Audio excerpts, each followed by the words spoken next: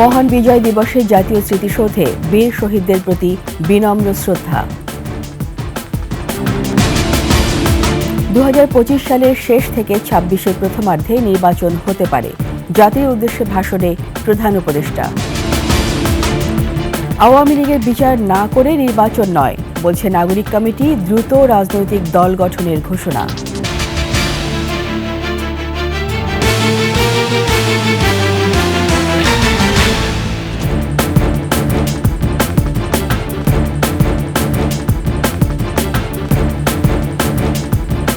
শুনছিলেন সংবাদ শিরোনাম। আমন্ত্রণ 21-এর দুপুরের সংবাদে, সাথে আছি আমি রীতা চৌধুরী। দর্শক, 21 টেলিভিশনের সংবাদ একই সাথে সরাসরি দেখতে পাবেন আমাদের ফেসবুক পেজ www.facebook.com/2124 অনলাইনে। এছাড়া সাবস্ক্রাইব করতে পারেন www.youtube.com/@21tv চ্যানেলে।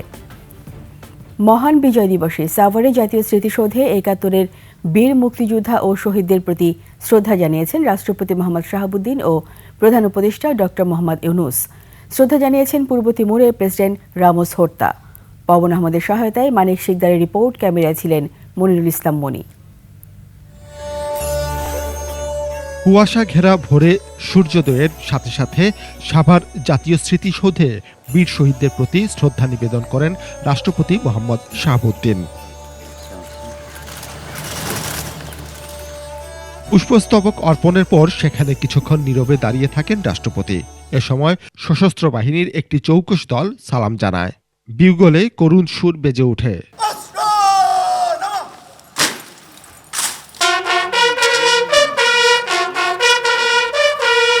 পরে রাষ্ট্রপতির স্মৃতিসৌধ প্রাঙ্গণে রাখা দর্শনার্থী বইয়ে স্বাক্ষর করেন।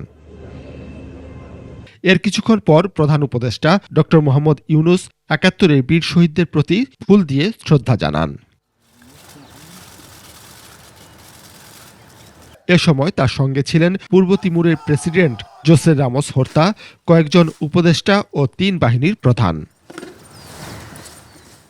পুষ্পস্তবক অর্পণের পর প্রধান উপদেষ্টা বীর শহীদদের প্রতি শ্রদ্ধা জানাতে কিছুক্ষণ নীরবে দাঁড়িয়ে থাকেন। এ সময় বাংলাদেশ সেনাবাহিনী, নৌবাহিনী ও বিমান বাহিনীর সমন্বয়ে গঠিত চৌকস দল রাষ্ট্রীয় অভিবাদন জানায়। রাষ্ট্রপতি ও প্রধান উপদেষ্টার শ্রদ্ধা নিবেদনের পর সকলের জন্য উন্মুক্ত করা হয় জাতীয় স্মৃতিসৌধ। এরপর মুক্তিযুদ্ধের সকল শহীদ ও মুক্তিযোদ্ধাদের প্রতি শ্রদ্ধা জানাতে ঢল নামে সাভার স্মৃতিসৌধ প্রাঙ্গণে। মানিক শিকদার, 21 টেলিভিশন, ঢাকা।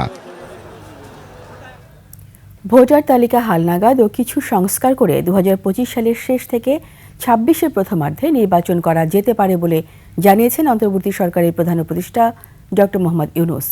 বিজয় দিবস উপলক্ষে জাতীয় উদ্দেশ্যে ভাষণে তিনি আরও বলেন, পাচারের টাকা দিয়ে দেশের বিরুদ্ধে ষড়যন্ত্র চালিয়ে যাচ্ছে পরাজিত শক্তি। মানিক শিকদারের রিপোর্ট। বিসমিল্লাহির রহমানির রহিম। ছাত্র জনতার অভ্যুত্থান পরবর্তী মহান বিজয় দিবসে জাতির উদ্দেশ্যে ভাষণ দেন প্রধান উপদেষ্টা। এবছরের বিজয় দিবস বিশেষ কারণে মহানদের দিন। মুক্তিযোদ্ধা ও শহীদদের শ্রদ্ধা জানানোর পাশাপাশি তুলে ধরেন ছাত্র জনতার অভ্যুত্থান প্রসঙ্গ। সারা জাতিকে সগৌরবে উচ্চকণ্ঠে তার ঐক্যকে পৃথিবীর সামনে তুলে ধরতে উজ্জীবিত করেছে। পরাজিত শক্তি তাদের পরাজয় কিছুতেই মেনে নিতে পারছে না। তারা প্রতিদিন দেশের ভেতরে এবং বাইরে থেকে জনতার অভ্যুত্থানকে ব্যর্থ করার জন্য বিপুল অর্থ ব্যয়ে নানা ভঙ্গিতে তাদের চেষ্টা চালিয়ে যাচ্ছে। অন্তর্বর্তী সরকারের 4 মাসে সংস্কার কার্যক্রমের অগ্রগতি ও জাতীয় নির্বাচন নিয়ে কথা বলেন। অতীতে তরুণরা ভোটাধিকার থেকে বঞ্চিত ছিল, তাই এবারের নির্বাচন তাদের জন্য স্মরণীয় হয়ে থাকবে বলেও প্রত্যাশা করেন প্রধান উপদেষ্টা। যদি অল্প কিছু সংস্কার করে ভোটার তালিকা নির্ভুলভাবে তৈরি করার ভিত্তিতে নির্বাচন সম্পন্ন করতে হয়, তাহলে 2025 সালের শেষের দিকে নির্বাচন অনুষ্ঠান হয়তো সম্ভব হবে। আর যদি এর সঙ্গে নির্বাচন প্রক্রিয়া এবং নির্বাচন সংস্কার কমিশনের সুপারিশের পরিপ্রেক্ষিতে এবং জাতীয় ঐকমত্যের ভিত্তিতে প্রত্যাশিত মাত্রার সংস্কার যোগ করি, তাহলে অন্তত আরও 6 মাস অতিরিক্ত সময় লাগতে পারে। গত 15 বছরে দেশের অর্থনীতি ভেঙে দেয়া হয়েছে। সেই অবস্থা থেকে অর্থনীতির চাকা গতিশীল হচ্ছে বলেও জানান ডক্টর ইউনূস। এখন বাংলাদেশ ব্যাংকের বড় কাজ হলো পাচার করা টাকা দেশে ফিরিয়ে আনা। তারা তাদের সর্বোচ্চ ক্ষমতা দিয়ে সেটা চেষ্টা করছে। কাজটা কঠিন, কারণ এই বিষয়ক আইন কঠিন। 15 বছরের গুম খুন সহ জুলাই বিপ্লবে হত্যাযজ্ঞে জড়িতদের বিচার কার্যক্রম এগিয়ে যাচ্ছে বলেও জানান তিনি। এই জন্য আন্তর্জাতিক অপরাধ ট্রাইব্যুনাল আইন সংশোধন করা হয়েছে। বিচার প্রক্রিয়ার স্বচ্ছতা নিশ্চিত করার জন্য আসামিদের বিদেশি আইনজীবী নিয়োগের সুযোগ দেওয়া হয়েছে। বিজয়ের মাসে সবাইকে ঐক্যবদ্ধ হয়ে দেশকে এগিয়ে নেয়ার আহ্বান জানান প্রধান উপদেষ্টা। জাতি, ধর্ম, বর্ণ, বয়স নির্বিশেষে সবাইকে ঐক্যবদ্ধ থাকার আহ্বান জানাচ্ছি। মানিক শিকদার, 21 টেলিভিশন, ঢাকা। বিজয় দিবসে জাতির শ্রেষ্ঠ সন্তানদের শ্রদ্ধা জানিয়েছেন প্রধান বিচারপতি, বিদেশি কূটনীতিক ও অন্তর্বর্তী সরকারি উপদেষ্টারা। এ সময় তথ্য ও সম্প্রচার উপদেষ্টা নাহিদ ইসলাম বলেন, ৭১-এ দেশ স্বাধীন হলেও স্বাধীনতা ছিল অরক্ষিত। 2024-এর বিজয় এই স্বাধীনতাকে পূর্ণতা দিয়েছে। পবন আহমেদের সহায়তায় মফিউর রহমানের রিপোর্ট। বিজয় দিবসে সকালে জাতির শ্রেষ্ঠ সন্তানদের বিনম্র শ্রদ্ধা জানান প্রধান বিচারপতি ডক্টর সৈয়দ রেফাত আহমেদ এবং সুপ্রিম কোর্টের বিচারপতিরা। শ্রদ্ধা জানান বাংলাদেশে কর্মরত বিদেশি কূটনীতিকরাও। বীর শহীদদের প্রতি শ্রদ্ধা নিবেদনের পর অন্তর্বর্তী সরকারের উপদেষ্টারা বলেন, 2024-এর বিজয়ের মধ্য দিয়ে আওয়ামী ফ্যাসিবাদমুক্ত দেশে জনগণ প্রকৃত বিজয়ের স্বাদ অনুভব করছে। ৭১-এর বীর মুক্তিযোদ্ধা ও শহীদরা এই প্রাপ্তির সবচেয়ে বড় অংশীদার বলেও মনে করেন তারা। 1971 সালে আমাদের বিজয় আসলেও, আমাদের স্বাধীনতা আসলেও সেই স্বাধীনতা ছিল অরক্ষিত। আমাদের 2024-এর বিজয়ের মধ্য দিয়ে আমাদের স্বাধীনতা পূর্ণতা পেয়েছে। এর আগের বিজয় দিবসগুলোতে আমরা বিজয়কে উদযাপন করব, স্বাধীনভাবে কথাই বলতে পারতাম না। তো এটা এই জুলাই গণঅভ্যুত্থানের শহীদদের তাজা রক্তের বিনিময়ে আমরা পেয়েছি। বাংলাদেশের মানুষ গণতন্ত্র এবং বাক স্বাধীনতা থেকে শুরু করে স্বাভাবিক মৌলিক মানবাধিকারগুলো পায়নি। সেই ব্যবস্থার রদবদল হবে এবং বাংলাদেশের জনগণ সত্যিকার অর্থে স্বাধীনতা পাবে। এদিকে মহান বিজয় দিবস উপলক্ষে রাজারবাগ পুলিশ স্মৃতিস্তম্ভে পুষ্পস্তবক অর্পণের মাধ্যমে মুক্তিযুদ্ধে শহীদ পুলিশ সদস্যদের প্রতি গভীর শ্রদ্ধা জানিয়েছেন স্বরাষ্ট্র উপদেষ্টা। মফিউর রহমান, 21 টেলিভিশন, ঢাকা। মহান বিজয় দিবসে সাভার জাতীয় স্মৃতিসৌধে শ্রদ্ধা নিবেদন করতে গিয়ে অসুস্থ হয়ে পড়েন বিএনপি মহাসচিব মির্জা ফখরুল ইসলাম আলমগীর। সকাল 10টার দিকে বীর শহীদদের প্রতি শ্রদ্ধা জানিয়ে সাংবাদিকদের সঙ্গে কথা বলার সময় হঠাৎ অসুস্থ হয়ে মাটিতে শুয়ে পড়েন তিনি। তাৎক্ষণিকভাবে তাকে সাভারে সম্মিলিত সামরিক হাসপাতালে নিয়ে যাওয়া হয়। এ সময় উপস্থিত ছিলেন বিএনপির যুগ্ম মহাসচিব রুহুল কবির রিজভী, ঢাকা জেলা বিএনপির সভাপতি খন্দকার আবু আশফাক, সাধারণ সম্পাদক নিপুণ রায়, সাভারের সাবেক সংসদ সদস্য ডা সালাউদ্দিন বাবু সহ বিভিন্ন পর্যায়ের নেতা কর্মীরা। এখন অনেকটা সুস্থ হয়ে উঠেছেন তিনি। হাসপাতালে মির্জা ফখরুলের সঙ্গে আছেন বিএনপি স্থায়ী কমিটির সদস্য অধ্যাপক ডা AZM জাহিদ হোসেন ও সালাউদ্দিন আহমেদ সহ নেতা কর্মীরা।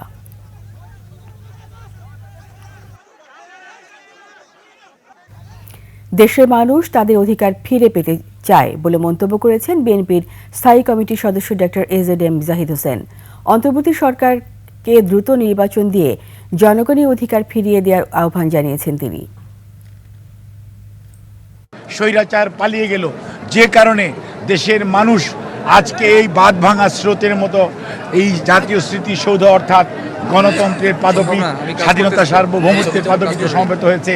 তার একটি মাত্র কারণ, জনগণ তার অধিকার ফেরত চায়, জনগণ তার অধিকার প্রয়োগ করতে চায়, জনগণ তার দেশের মালিকানা চায়। সেজন্যই আগামী দিনে যত দ্রুত অন্তর্বর্তীকালীন সরকার যত দ্রুত জনগণের মালিকানা জনগণের হাতে ফেরত দেওয়ার ব্যবস্থা করবেন, তত বাংলাদেশের বিরুদ্ধে যত ষড়যন্ত্র চলছে সকল ষড়যন্ত্র বেড়াজাল ছিন্ন করে বাংলাদেশ সামনের দিকে এগিয়ে যাবে। এবং আজকে যে আমরা নতুন বাংলাদেশের স্বপ্ন দেখছি, সেই নতুন বাংলাদেশ গড়ে উঠবে। বন্দি বিনিময় চুক্তির আওতায় ভারত থেকে শেখ হাসিনাকে ফেরাতে স্বরাষ্ট্র সচিবের কাছে চিঠি পাঠিয়েছে আন্তর্জাতিক অপরাধ ট্রাইব্যুনালের প্রসিকিউশন টিম ও তদন্ত সংস্থা। জুলাই আগস্টের গণহত্যা ও মানবতা বিরোধী অপরাধে শেখ হাসিনার জড়িত থাকার প্রাথমিক প্রমাণ পেয়েছে বলে জানায় প্রসিকিউশন। 17 ডিসেম্বর শেখ হাসিনাকে ফেরাতে অগ্রগতি প্রতিবেদন দেওয়ার তারিখ নির্ধারণ রয়েছে। ইন্টারপোলে আবেদনে অগ্রগতি প্রতিবেদনও আগামীকাল দেওয়া হবে বলে জানিয়েছে প্রসিকিউশন। এর আগে মানবতা বিরোধী অপরাধের অভিযোগে গ্রেপ্তার সাবেক 9 মন্ত্রী সহ 13 জনকে আন্তর্জাতিক অপরাধ ট্রাইব্যুনালে হাজির করা হয় গত 17 নভেম্বর। চিফ প্রসিকিউটর ট্রাইব্যুনালকে বলেন, ব্ল্যাকআউট করে শাপলা চত্বরে হেফাজতের ওপর গণহত্যার সহ আওয়ামী লীগের শাসনামলের সব মানবতাবিরোধী অপরাধের কেন্দ্রবিন্দু ছিলেন শেখ হাসিনা। বাংলাদেশের বিজয় দিবসের দিনকে ভারতের ঐতিহাসিক বিজয় উল্লেখ করে সামাজিক যোগাযোগ মাধ্যম এক্সে একটি পোস্ট দিয়েছেন দেশটির প্রধানমন্ত্রী নরেন্দ্র মোদী। সেখানে তিনি দাবি করেছেন 1971 সালে এই বিজয় দিবসে ঐতিহাসিক জয় পেয়েছিল ভারত। সেই ঐতিহাসিক জয়ের সাহসী সৈনিকদের আত্মত্যাগকে সম্মানও জানিয়েছেন তিনি। সোশ্যাল মিডিয়া প্ল্যাটফর্ম এক্সে দেয়া পোস্টে নরেন্দ্র মোদী বলেন, এই দিনে সেনাদের অসাধারণ বীরত্ব এবং অদম্য চেতনার প্রতি শ্রদ্ধা জানিয়ে মোদী বলেন, ভারতীয় জাতির ইতিহাসে গভীরভাবে গেঁথে থাকবে 16ই ডিসেম্বর। বিজয় দিবসে বাংলাদেশকে শুভেচ্ছা জানানোর বদলে পাকিস্তানের বিপক্ষে ভারতীয় সেনাদের অবদানের কথা স্বীকার করে তাদের প্রতি শ্রদ্ধা জানান মোদী। কিন্তু পোস্টে একটিবারের জন্য বাংলাদেশ প্রসঙ্গ টানেননি তিনি।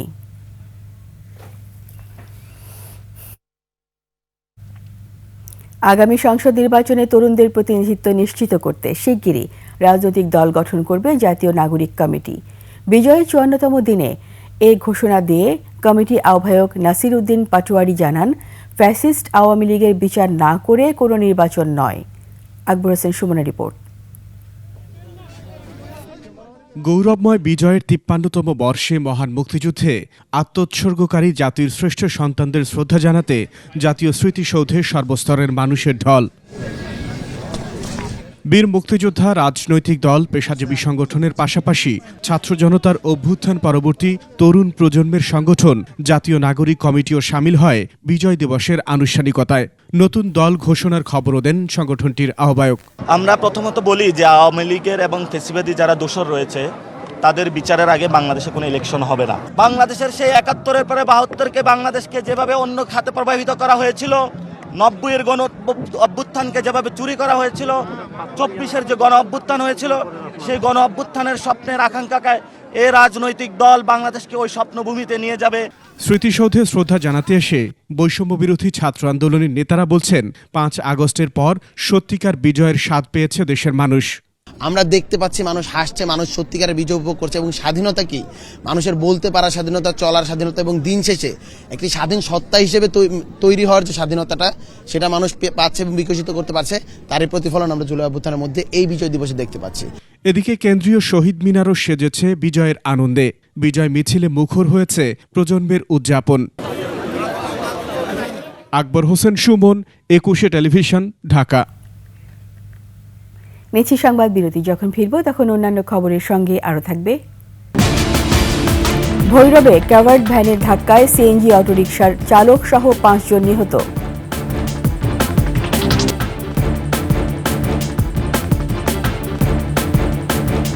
আবার আমন্ত্রণ 21 দুপুরের সংবাদে। ঢাকা সিলেট মহাসড়কের ভৈরবের জগন্নাথপুরে ব্রহ্মপুত্র সেতুর পূর্ব প্রান্তে সিমেন্টবাহী কাভার্ড ভ্যানের ধাক্কায় সিএনজি অটোরিকশার চালক সহ 5 জন নিহত হয়। প্রত্যক্ষদর্শীরা জানান, সকালে যাত্রী নিয়ে সেতুর উপর দাঁড়িয়ে থাকা অটোকে পেছন থেকে ট্রাক ধাক্কা দিলে অটোটি দুমড়ে মুচড়ে যায়। এতে ঘটনাস্থলে 3 জন নারী সহ 5 জন নিহত হয়। এরপর ভৈরব থানা পুলিশ, ফায়ার সার্ভিস, হাইওয়ে থানা পুলিশ উদ্ধার কাজ চালায়। দুর্ঘটনার পর সড়কে কিছু সময়ের জন্য যান চলাচল বন্ধ থাকে।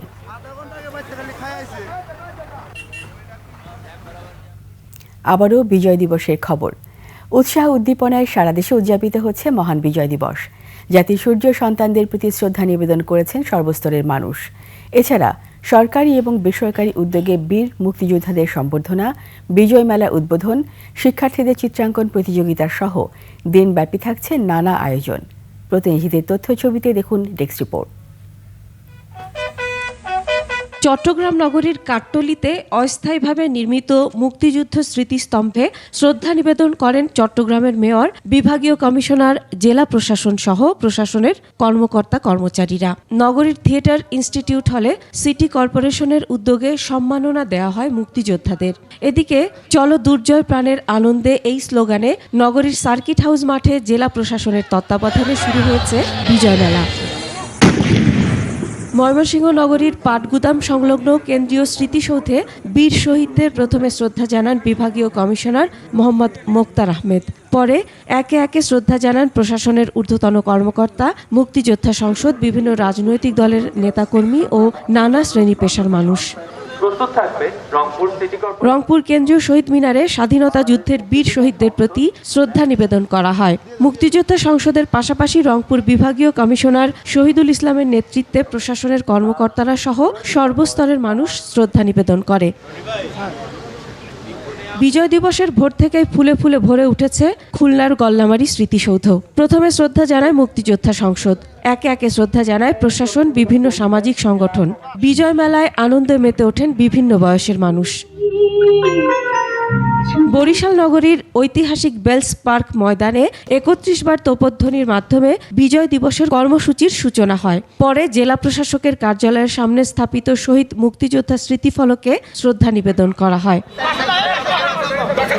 সকালে রাজশাহীতে প্রশাসনের কর্মকর্তারা কোর্ট, শহীদ মিনারে এবং মহানগর বিএনপি ও অঙ্গ সংগঠনের নেতাকর্মীরা রাজশাহী কলেজ, শহীদ মিনারে পুষ্পস্তবক অর্পণ করে। এছাড়াও জামায়াতে ইসলামীর নেতাকর্মীরা নগরীতে বিজয় র্যালি বের করেন। পরে সাহেববাজার 0 পয়েন্টে আলোচনা সভার আয়োজন করেন তারা। সিলেট কেন্দ্রীয় শহীদ মিনারে সর্বস্তরের মানুষের ঢল নেমেছে। সকাল থেকে শহীদ মিনারে ফুল দিয়ে মুক্তিযুদ্ধের বীর শহীদদের প্রতি শ্রদ্ধা নিবেদন শুরু হয়। সরকারি ও বেসরকারি প্রতিষ্ঠান, সামাজিক সাংস্কৃতিক সংগঠন, স্কুল কলেজের ছাত্রছাত্রী সহ সর্বস্তরের মানুষ শ্রদ্ধা নিবেদন করেন। ২১শে টেলিভিশনের সেবা সংগঠন ২১শে ফোরামের উদ্যোগে সিরাজগঞ্জে মহান বিজয় দিবস উদযাপিত হয়েছে। সকালে বিজয় র্যালি শেষে সংগঠনের উদ্যোগে এনায়েতপুর থানার গোপীনাথপুর শহীদ মিনারে ২১শে টেলিভিশনের চেয়ারম্যান ও সিইও আব্দুস সালামের পক্ষ থেকে ৭১-এর বীর শহীদদের প্রতি ফুল দিয়ে শ্রদ্ধা নিবেদন করা হয়। এছাড়া বীর মুক্তিযোদ্ধাদের সংবর্ধনা, বিজয় মেলার উদ্বোধন, শিক্ষার্থীদের চিত্রাঙ্কন প্রতিযোগিতা, খেলাধুলা ও পুরস্কার বিতরণী সহ হাসপাতাল ও শিশু পরিবারে উন্নত খাবার পরিবেশনের মধ্য দিয়ে উদযাপিত হচ্ছে গৌরবের বিজয় দিবস। মাসুমা লিসা, ডেস্ক রিপোর্ট, ২১শে টেলিভিশন। শেষ করছি ২১শে সংবাদ। যাবার আগে সংবাদ শিরোনামগুলো আরও একবার। মহান বিজয় দিবসে জাতীয় স্মৃতিসৌধে বীর শহীদদের প্রতি বিনম্র শ্রদ্ধা। ২০২৫ সালের শেষ থেকে ২৬-এর প্রথমার্ধে নির্বাচন হতে পারে, জাতীয় উদ্দেশ্যে ভাষণের প্রধান উপদেষ্টা। আওয়ামী লীগের বিচার না করে নির্বাচন নয়, বলছে নাগরিক কমিটি, দ্রুত রাজনৈতিক দল গঠনের ঘোষণা।